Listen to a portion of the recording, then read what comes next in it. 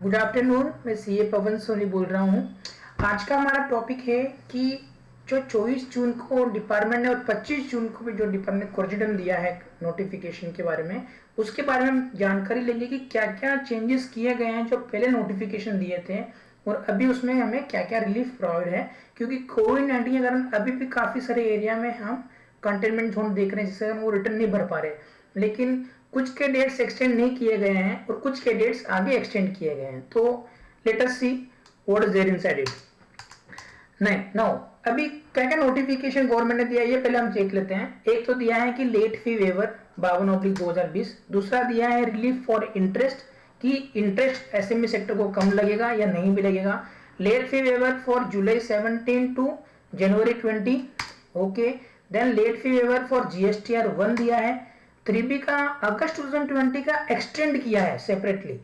Composition scheme दी है उन्होंने, एक उसका रेट पूरी एक चार्ट में अवेलेबल कराया है और एक रिवोकेशन ऑफ कैंसलेशन का आरओएफडी इशू है। तो आज के हमारे एजेंडा में ये सब हम चेक करेंगे ड्यू डेट्स के बारे में। तो चलिए, अब ये चार्ट मैंने आपके लिए बनाया है, बहुत ध्यान से आप इसको समझिए। सबसे पहले देखिए, इसमें दो ग्रुप है, ग्रुप 1 ग्रुप 2। ओके, ये आप देख सकते हैं, ये सामने आपके ग्रुप 1 है और ग्रुप 2 ये सेकंड है। तो पहले मैं ग्रुप 1 की बात करता हूं आपके सामने, ठीक है ना। ग्रुप 1 में क्या है कि मैंने दो सेक्टर में डिवाइड किया। आप देख सकते हैं यहाँ पे मोर देन 5 करोड़ और लेस देन 5 करोड़। सबसे पहले हम चेक करते हैं कि इस टेबल में हमको क्या क्या मिलेगा। इस टेबल में हमको बेसिक ड्यू डेट मिलेगी, इंटरेस्ट कब तक एप्लीकेबल नहीं होगा, उसके बाद एप्लीकेबल होगा तो कितना होगा, कौन से पीरियड में कितना होगा, उसके बाद में लेट फी कब तक नहीं लगेगी और उसके बाद में स्टार्ट से लगना शुरू हो जाएगी, और जीएसटीआर 1 के मंथली और क्वार्टरली के ड्यू डेट्स क्या है। तो हम चेक करते हैं। देखिए, फरवरी मंथ का सबसे पहले हम चेक करते हैं। हमने इसको दो में डिवाइड कर दिया, ग्रुप 1 ग्रुप 2 मैंने आपको बता ही दिया है। अब देखिए कि ग्रुप 1 में हमारा मोर देन 5 करोड़ और लेस देन 5 करोड़ है। मोर देन 5 करोड़ के फरवरी, मार्च और अप्रैल के ड्यू डेट्स में कोई चेंजेस नहीं किए गए हैं, उसमें कोई चेंज नहीं है। मई के ड्यू डेट में उन्होंने जरूर 27 जून कर दिया है, ओके, जो कि कल ही है, इसलिए बहुत ज्यादा जरूरी है कि आज का वीडियो में आप तुरंत एक्शन ले। तो पहले मैं फरवरी, मार्च, अप्रैल में आता हूं। फरवरी, मार्च, अप्रैल का ड्यू डेट वैसे का वैसे ही था, सिर्फ उन्होंने उसको एक्सटेंशन दे दिया था कि लेट फीवर का 24 जून तक। ये समझने की कोशिश कीजिए, मैंने मेरे पिछले भी वीडियो में कहा था, जो हमने 14 अप्रैल को आपको बताया था कि लेट फी सिर्फ वेव हुई है उस दिन तक अगर आप रिटर्न भरेंगे, तो उस दिन के बाद अगर आप रिटर्न भरेंगे तो जो ड्यू डेट है, जैसे यहाँ पे 20 मार्च है, अगर सपोज ये 24 जून को आपने रिटर्न नहीं भरा, फॉर एग्जांपल समझिए अप्रैल मंथ का 20 मई है और आपने रिटर्न नहीं भरा, 25-26 जून को आपने आज रिटर्न भरा, तो 20 मई से लेकर 26 जून तक का आपको उसका लेट फी भरना पड़ेगा।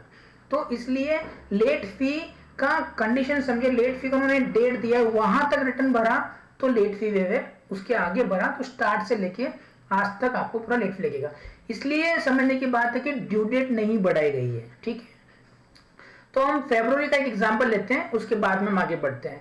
फरवरी का टर्नओवर देखो, अगर उसका टर्नओवर मोर देन 5 करोड़ है तो उसकी ड्यू डेट ओरिजिनल थी 20 मार्च 2020, ठीक है। तो उसको गवर्नमेंट ने क्या कर दिया, भाई अगर आप 24 जून तक भरते हो तो आपको कोई लेट फी लगेगा नहीं, ठीक है, ये तो समझ में आ गया। इंटरेस्ट का पार्ट क्या है, 15 डेज तक आप अगर पैसा भरते हो तो कोई इंटरेस्ट नहीं लगेगा। इसका मतलब 4 अप्रैल तक अगर आपने पैसा भरा तो कोई इंटरेस्ट नहीं है। अब यहाँ देखिए इंपॉर्टेंट चीज क्या है, अब यहाँ पे इंटरेस्ट कैलकुलेशन ऐसा नहीं कि 20 मार्च से लगेगा, इंटरेस्ट कैलकुलेशन 5 अप्रैल 2020 से लेके 24 जून तक, मतलब ये डेट तक 9% लगेगा। उसके बाद अगर आपने पैसा भरा है तो 18% लगेगा। मतलब यहाँ पे एक स्लैब वाइज चल रहा है, जो हम लेट फी में सोचते हैं, एक नॉर्मल इंसान सोचता है, वैसा इंटरेस्ट कैलकुलेशन में स्लैब वाइज इंटरेस्ट लग रहा है, लेकिन लेट फी में ऐसा नहीं है। सो मार्च का भी डेट 24 जून है, अप्रैल का भी डेट 24 जून है। अगर मैं यहाँ पे जीएसटीआर 1 की बात करता हूं तो यहाँ मैंने डेट दी है, फरवरी का 11 मार्च है, 11 मार्च था जो पहले हो गया, मार्च का 10 जुलाई दिया उन्होंने और अप्रैल का 24 जुलाई। तो इसमें हमारे पास टाइम है, पर फिर भी ये डेट्स आ रही है तो आपको डेट के हिसाब से आगे बढ़ना चाहिए। चलिए फिर आगे मई महीने में क्या दिया, ये हम एक्सक्लूसिवली देखते। पहले मई महीने के लिए पहले ही उन्होंने नोटिफिकेशन निकाला था कि उसकी डेट 27 जून कर दी है। अब ये देखिए, उसका ड्यू डेट का कोई वेवर का नहीं है, उसकी डेट ही 27 जून कर दी गई है, ठीक है। तो 27 जून है और 27 जून तक ही अगर आपने पेमेंट किया तो आपको कोई इंटरेस्ट लगेगा नहीं, उसके बाद करोगे तो नॉर्मल आपको 18% इंटरेस्ट पे करना पड़ेगा। अब यहाँ समझने वाली बात है कि मई, जून, जुलाई और अगस्त तक कोई भी इंटरेस्ट की माफी या 15 डेज का ग्रेस पीरियड कुछ भी नहीं है। मैं रिपीट करता हूं, मई, जून, जुलाई, अगस्त मोर देन अगर 5 करोड़ आपका टर्नओवर है तो आपके लिए ड्यू डेट के पहले ही जो यहाँ पे मेंशन आ रही है, यहाँ पे डेट यहाँ सामने आपको, मैं सिर्फ स्पीक नहीं करना चाहता क्योंकि आपको ये प्रेजेंटेशन में शेयर कर दूंगा तो इसमें आपको दिख जाएगा। तो ये डेट्स आपको यहाँ पे उस तारीख तक अगर आपको रिटर्न भरा तो आपको इंटरेस्ट नहीं जाएगा, उसके बाद में भरा तो आपको इंटरेस्ट लग जाएगा। ठीक है, तो ये जीएसटीआर 1 की मंथली डेट क्या है, मई महीने की 28 जुलाई है, फिर 5 अगस्त है, जुलाई की 11 अगस्त है और अगस्त की 11 सितंबर है। ठीक है, तो ये मेरा ऊपर वाला चार्ट हो गया हमारा। ये याद रखिए, ये ग्रुप 1 के लिए, मतलब बेसिकली मैं महाराष्ट्र के लिए बात कर रहा हूँ, जो भी ग्रुप 1 में बैठते हैं उनके लिए। ग्रुप 1 में कौन है, ग्रुप 2 में कौन, इसका हमने आगे मेंशन किया है। लेट अस सी नाउ कि लेस देन 5 करोड़ के लिए बहुत सारा जमलिंग है, बहुत सारी छूट्स भी दी हुई है गवर्नमेंट की तरफ से। तो सबसे पहले हम फरवरी की बात करते हैं, तो हम आगे अपने आप समझना शुरू कर देंगे। फरवरी, मार्च और अप्रैल एक स्टांस में चलता है। ये देखिए फरवरी में क्या लिखा है कि 22 मार्च उसका ओरिजिनल ड्यू डेट था, जो कि एक्सटेंड हो गया 30 जून तक। ओके, अब यहाँ पे मैं थोड़ा पॉज करूंगा। क्यों पॉज करूंगा, क्योंकि जब गवर्नमेंट ने पहले नोटिफिकेशन लेके आए थे 32 अप्रैल 2020, जो आपके स्क्रीन पे दिख रहा है, उसमें उन्होंने क्या कहा था कि एक तो 5 करोड़ तक का डिटेल दिया था और 1.5 करोड़ से 5 करोड़ की भी 2 लिमिट कर दी गई थी, मतलब टोटल 3 लिमिट हो गई, 5 करोड़, 1.5 करोड़ से 5 करोड़ और लेस देन 1.5 करोड़। और 1.5 करोड़ से 5 करोड़ भी उन्होंने एक स्लैब बनाया था, उसकी भी उन्होंने यहाँ पे ड्यू डेट दिया था कि फरवरी मार्च का ड्यू डेट रहेगा 29 जून और अप्रैल का रहेगा 30 जून। अब मैं आपको बताना चाहता हूं, नए नोटिफिकेशन में ये स्लैब पूरा का पूरा रिमूव कर दिया गया है और 2 स्लैब है। क्या 2 स्लैब है, more than 5 crore, less than 5 crore. तो गवर्नमेंट में इसने भी इसमें यहाँ पे जंबलिंग शुरू कर दी है। तो देखते हैं अभी हम, अगर उनको पहले करना ही नहीं था तो पहले उन्होंने ऐड क्यों किया, सोच समझ के करते तो ठीक रहता था। फरवरी, मार्च और अप्रैल में लेस देन 5 CR है, दैट मीन्स ड्यू डेट्स क्या है उसकी 22 मार्च, अप्रैल एंड मई। That has been extended to, कहां एक्सटेंड हो गई है, 30 जून, 3 जुलाई, 6 जुलाई। ठीक है, तो अब मेरा ब्याज का क्या होगा, ब्याज का इस तरह से निकलेगा कि आपने अगर इस डेट तक अगर आपने टैक्स पेमेंट करके रिटर्न भर दिया है तो सबसे पहला आपको कोई इंटरेस्ट भी नहीं लगेगा, आपको कोई लेट फी नहीं लगेगी। मैं रिपीट करता हूं, इस डेट के पहले अगर आपने टैक्स भर दिया है, रिटर्न भी भर दिया है, तो इंटरेस्ट भी नहीं लगेगा, लेट फी भी नहीं लगेगी। लेकिन इस डेट के बाद में आपने अगर रिटर्न भरा तो ओरिजिनल डेट से लेट फी लगना शुरू हो जाएगी। प्लस इंटरेस्ट कैसे लगेगा, 9% फ्रॉम इस डेट के आगे, मतलब 1 जुलाई 2020 से आगे। और कब तक लगेगा, 30 सितंबर गवर्नमेंट ने ये डेट दिया, आप देख सकते हैं हर एक में 30 सितंबर यहाँ पे आ रहा है। 30 सितंबर तक आपको 9% लगेगा, उसके बाद में आपको 18% लगेगा। ठीक है, तो यही पोजीशन मार्च की है, यही पोजीशन अप्रैल की आप सामने से। मई का डेट डिफरेंट है, आप ध्यान से देखिए, मई का डेट डिफरेंट है 12 जुलाई। मैं यहाँ पे एक आपको बात बताना चाहूंगा कि अगर आप इंटरेस्ट की छूट की बात कर रहे हैं, सबसे पहले ये सोचिए कि अगर आपने टाइम पे रिटर्न नहीं भरा तो लेट फी बहुत लंबी हो जाएगी। तो जरूरी है कि हमें रिटर्न भरना बहुत ज्यादा जरूरी है। मई महीने की सिचुएशन देखिए, मई महीने की सिचुएशन ये है कि 12 जुलाई को मेरे को उसको डेट है और उसका एक्सटेंशन किया हुआ है 12 सितंबर। जिस तरह से इसका डेट एक्सटेंड किया, अगर बाकी का भी एक्सटेंड कर देते तो लेट फी में इशू कम आते। अब यहाँ देखिए, मैं आपको एग्जाम्पल देता हूँ, यहाँ 12 सितंबर तक अगर आप रिटर्न भरते हो तो लेट फी नहीं लगेगा। अगर आपने यहाँ पे 13 सितंबर को रिटर्न भरा तो यहाँ पे ओरिजिनल डेट आने क्या आनी चाहिए थी, मई की जून आनी चाहिए थी, 22 जून, उनको उन्होंने 12 जुलाई कर दिया। अब 12 जुलाई से लेके 13 सितंबर तक का लेट फी लगेगा अगर रिटर्न भरेंगे तो महीने कम से कम 20-25 दिन का तो बढ़ गया, अपने को लेट फी का वेवर तो हो गया।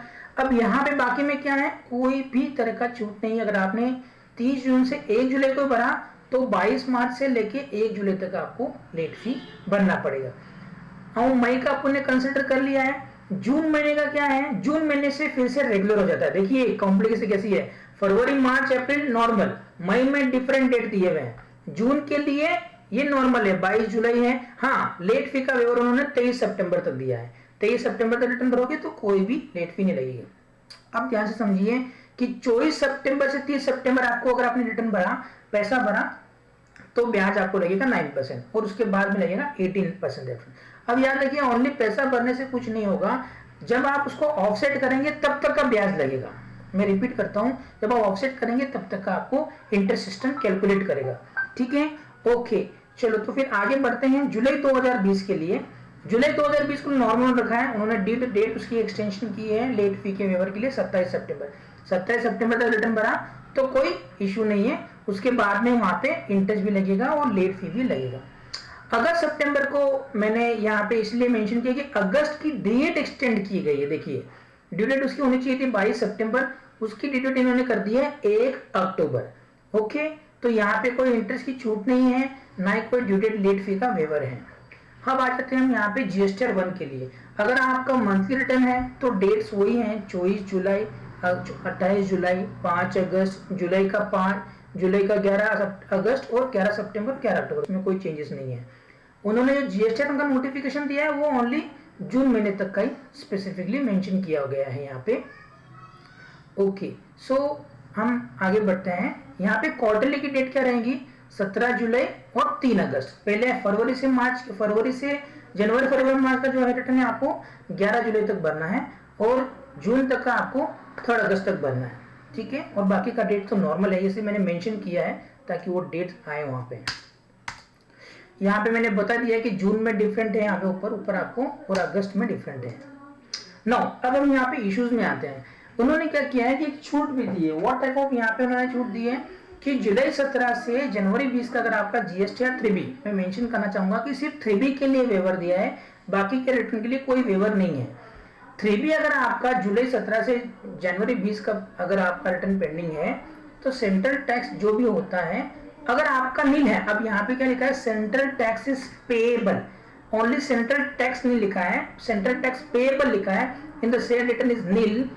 अगर वहां पे कुछ भी आपका टैक्स पेएबल नहीं आ रहा है तो आपको कोई भी लेट फी लगेगी नहीं। और अगर वहां पे अदर देन दूसरा केस है कि वहां पे टैक्स आ रहा है तो लेट फी आपको 500 रुपए प्रति रिटर्न की लगेगी।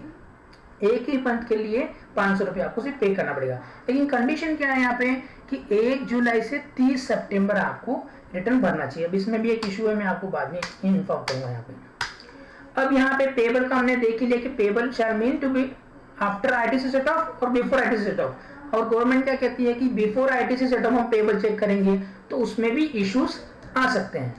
अब यहाँ पे दूसरा इशू क्या है कि सपोज आपने 18-19 का रिटर्न अगर आप भरते हो अभी, तो सेक्शन 16(4), यहाँ पे माफी कीजिए सेक्शन 16 आईटीसी लिखा है, सेक्शन 16(4) के अंदर में यहाँ पे आपको अगर आप उसमें 18-19 अगर भी आप रिटर्न भरोगे तो डिपार्टमेंट आपको चैलेंज करेगा आईटीसी के लिए कि आईटीसी का पीरियड कब तक था, 30 सितंबर का जो डेट था वहां तक आपको आईटीसी सितंबर का जो रिटर्न था वहां तक आप आईटीसी क्लेम कर सकते हैं। मतलब 22 अक्टूबर या 20 अक्टूबर जो भी आपकी डेट रहेगी वहां तक आप आईटीसी क्लेम कर सकते हैं।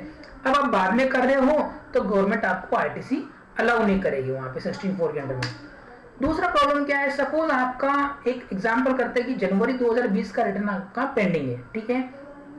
अब यहाँ तो प्रॉब्लम हो चुकी है कि 24 जून की डेट जा चुकी है तो मैं ये डिस्कस नहीं करूंगा। सपोज आप यहाँ पे लेस देन 5 करोड़ में बैठते हो और आपका जनवरी मंथ का भी रिटर्न पेंडिंग है, जनवरी और उसके पहले भी रिटर्न पेंडिंग है, तो जनवरी का रिटर्न अगर आपका पेंडिंग है, जनवरी का रिटर्न आपको भरना है 1 जुलाई से अगर आपको लेट फी का वेवर गेन करना है, और ये फरवरी का रिटर्न भरना है आपको 30 जून तक। अगर आपने 1 जुलाई को जनवरी का भरा तो वहां पे तो आपको वेवर मिल जाएगा। 1 जुलाई को अगर आपने रिटर्न फरवरी का भरा तो यहाँ आपको 22 मार्च से लेके 1 जुलाई तक की लेट फी भरनी पड़ेगी, वो भी 50 रुपीज पर डे के साथ, उसमें कोई वेवर नहीं है अभी। तो आपको देखना होगा कि कहाँ प्रॉफिट कितना लॉस हो रहा है, उसके हिसाब से चेकआउट करके आपको ये रिटर्न्स भरने होंगे। ओके, ये मैंने मेंशन किया ग्रुप 2। ग्रुप 2 मीन्स क्या है, ग्रुप 1 में छत्तीसगढ़ है, मध्य प्रदेश है, महाराष्ट्र भी आता है, कर्नाटक आता है, ग्रुप 2 में बाकी के स्टेट्स भी आते हैं। यहाँ मैंने मेंशन किया, मैं रिपीट नहीं करूँगा। ओके, एक सेकेंड, हाँ यहाँ पे मेरे को डेट देखनी है कि मंथली 11 मार्च, 10 जुलाई, 24 जुलाई, 28 जुलाई, 5 अगस्त, 11, हाँ ओके ठीक है। ओके चलिए, तो फिर आगे हम बढ़ते हैं कंपोजिशन स्कीम की तरफ। ठीक है, कंपोजिशन स्कीम में कोई खास चेंजेस नहीं है। बेसिकली उन्होंने एक नोटिफिकेशन लाया है जिसके थ्रू ये डिफाइन किया कि रेट्स क्या होंगे, रेट्स को उन्होंने अपडेट कर दिया, हालांकि रेट्स में भी कोई चेंजेस नहीं है मोटा मोटी। फिर भी मैं समरी कर देता हूँ, जो मैन्युफैक्चरर हैं उसको 1% ऑफ द टर्नओवर भरना है। जो रेस्टोरेंट है 5% ऑफ टर्नओवर, ऑब्वियसली यहाँ पे कंपोजिशन में कोई नहीं जाएगा रेस्टोरेंट के लिए, कंपोजिशन में सिर्फ मेंशन है इसलिए मैंने आपको यहाँ पे रेट बताई है।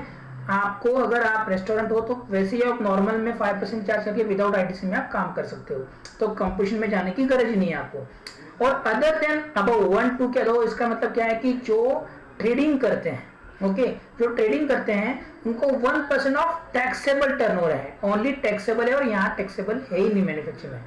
चौथा कैटेगरी उन्होंने अभी ऐड किया है, वो जो चौथा कैटेगरी था ओनली सेक्शन में इटसेल्फ था, अब चौथा कैटेगरी उन्होंने क्लियर कर दिया है कि अगर आप 2A में बैठते हो, जो 50 लाख तक की लिमिट दी गई है कि सर्विस वालों स्पेशली जो गुड्स और सर्विस दोनों करते हैं और 50 लाख तक बैठते हैं, तो उनके लिए 6% of turnover of taxable. Now इसमें यहाँ पे चेंजेस है, क्या चेंजेस है मैं आपको बताता हूँ कि यहाँ पे जो टैक्सेबल वर्ड है वो इन्होंने कोरिलेशन यूज करके कहा है कि टर्नओवर है, टैक्सेबल नहीं है। मैं रिपीट करता हूं, उन्होंने टर्नओवर ऑफ लिखा है, टैक्सेबल को रिमूव कर दिया है, ये नोटिफिकेशन आया है, ठीक है। तो यहाँ पे ये कोरिलेशन आया है, ये 25 जून को आया, क्योंकि ये नोटिफिकेशन 24 को आया था, फिर 25 को उन्होंने इसको करेक्ट किया था, तो टैक्सेबल निकल जाएगा। अब एक छोटा सा अपडेट है, रिवोकेशन ऑफ कैंसिलेशन। काफी सारे जनों के कैंसिलेशन रिवोक हो, कैंसिल हो गए थे, पर डेट्स चली गई थी। आखिर डेट्स होती कैसी है, पहले हम ये चेक कर लेते हैं कि जब पहले सबसे पहले ऑफिसर अगर आपका नंबर कैंसिल कर लेता है तो आपको कैंसिल करने के बाद में 30 डेज तक का टाइम लिमिट मिलता है कि आपको ऑफिसर से रिक्वेस्ट करके वो रिवोकेशन करने का, ठीक है। अगर आप वो भी नहीं कर पाए हो तो ऑफिसर क्या करता है, ऑर्डर इशू कर देता है। ऑर्डर इशू करने के बाद में जब आपको कम्युनिकेट होता है उसके 3 मंथ तक आप उस पर अपील कर सकते हो, और 3 मंथ में भी आपने अपील नहीं किया और आपके पास कोई सफिशिएंट कॉज या रीजंस हैं तो 1 महीना फर्दर आपके लिए और भी एक्सटेंडेड है, तो आप तब तक अपील कर सकते हो। लेकिन काफी सारे जनों को ये प्रोविजंस पता नहीं थी, या नंबर कैंसिल हो गया ये भी पता नहीं था, क्योंकि वो रिटर्न भी नहीं भर रहे थे, तो उन्हें पता नहीं होती, टाइम लिमिट जा चुकी थी। अब गवर्नमेंट ने क्या किया, सेक्शन 172 को यूज करके ROFD मतलब रिमूवल ऑफ डिफिकल्टी ऑर्डर उन्होंने इशू किया है 1/2020। वो उसमें उन्होंने क्या कहा है कि जो अपना ये जो सेक्शन 30 सब सेक्शन 1 है उसमें डेट लिखेगी 1 मंथ के अंदर अंदर। अब इन्होंने उसको क्या चेंज कर दिया है कि वहां पे चेंज किया है कि date of service of order और 31 अगस्त 2020 विच एवर इज लेटर, जो भी बाद में होगा तो आगे भी रहेगा तो वो लेटर ही माना जाएगा। पर फिलहाल अभी के लिए क्या है, जो भी पहले के जितने ऑर्डर हैं वो आप 30 सितंबर तक उसको आप रिवोक करा सकते हो। तो this is the golden opportunity. लेकिन मैं यहाँ पे अलर्ट करना चाहता हूँ कि अगर आपका 18-19 से रिटर्न पेंडिंग है तो बी अलर्ट फॉर सेक्शन 16(4), उसके कारण आपको आईटीसी क्रेडिट डिपार्टमेंट नहीं देने वाला, उसके लिए आपको फाइट करना पड़ेगा। Thank you very much for this watching, thank you very much. Like करिए, सब्सक्राइब कीजिए और शेयर कीजिए, थैंक यू वेरी मच।